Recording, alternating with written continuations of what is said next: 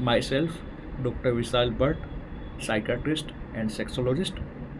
तो आज का हमारा टॉपिक है साइकोजेनिक ईडी क्या होता है। साइकोजेनिक ईडी यानी कि आपको साइकोलॉजिकल रीज़न की वजह से लिंग में तनाव नहीं आना। ठीक है, वैसे दो कोज होते हैं, तो एक होता है फिजिकल एंड एक दूसरा होता है साइकोलॉजिकल। फिजिकल यानी कि कोई भी फिजिकल कोज हो गया, जैसे कि डायबिटीज़, बीपी, कुछ सब्सटेंस लाइक स्मोकिंग, टोबैको, वो सब हो गया। ज़्यादा एक्सेसिव अल्कोहल, ज़्यादा मात्रा में दारू का सेवन करने से।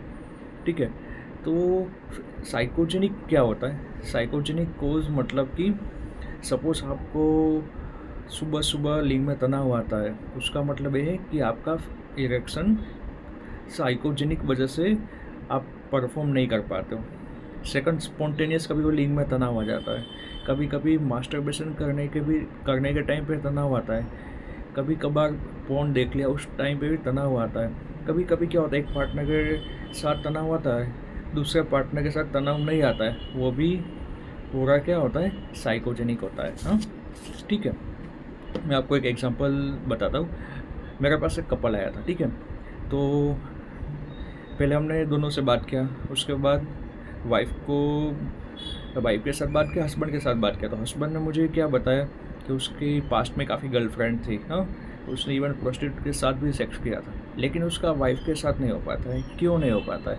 क्योंकि हस्बैंड था, उसने 4th स्टैंडर्ड तक स्टडी किया था और वाइफ थोड़ी एजुकेटेड थी, तो दोनों के बीच में थोड़ा जो होता है ना, वो बॉन्डिंग या अंडरस्टैंडिंग में थोड़ा डिफरेंट था। हाँ, उसके बाद हमने उनको थोड़ा समझाया, इट टेक्स सम टाइम, लेकिन कुछ टाइम के बाद बिल्कुल नॉर्मल हो गया। ठीक है, तो कहीं कभार ऐसा कॉन्फिडेंस कमी की वजह से भी दिक्कत हो सकता है। ठीक है, दूसरा एक कपल था मेरे पास, जो बाकी सब सही था, उनका एक ही पार्टनर था वाइफ के साथ, लेकिन वो पोर्न मूवी, ब्लू मूवी वो ज़्यादा देखते थे, उसकी वजह से हो नहीं पाता था। उसके बाद हमने उनको बंद करने के लिए बोला, 6 या 9 महीने बिल्कुल पोर्नोग्राफी नहीं देखी।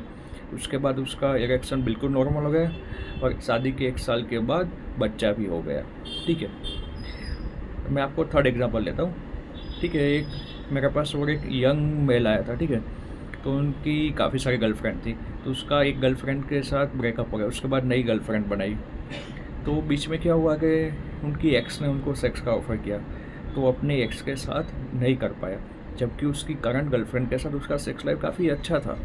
ठीक है, तो क्या होता है, कई बार सपोज हम पर्टिकुलर रिलेशनशिप में कमिटेड होते हैं, तो घबराहट, एनजाइटी की वजह से इरेक्शन नहीं हो पाता है। हाँ, ठीक है, वैसे ही मेरे पास एक अंकल आए थे, जिसका एज होगा 55 to 56 अराउंड है।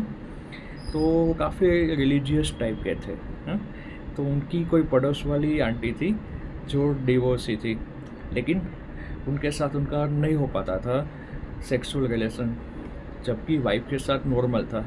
क्यों? क्योंकि वो थोड़ा एनजाइटी, घबराहट हो जाता था। ठीक है, तो ये सब पर्टिकुलर कुछ कोज होता है। हाँ, कई बार क्या होता है कि हार्ट अटैक आने के 2-3 साल पहले दिक्कत हो जाता है, क्योंकि जो नस होती है, धमनी होती है, तो लिंग की नस होती है बिल्कुल पतली होती है, तो वहाँ से खून का सप्लाई कम हो जाता है, तो ये दिक्कत होने लगता है।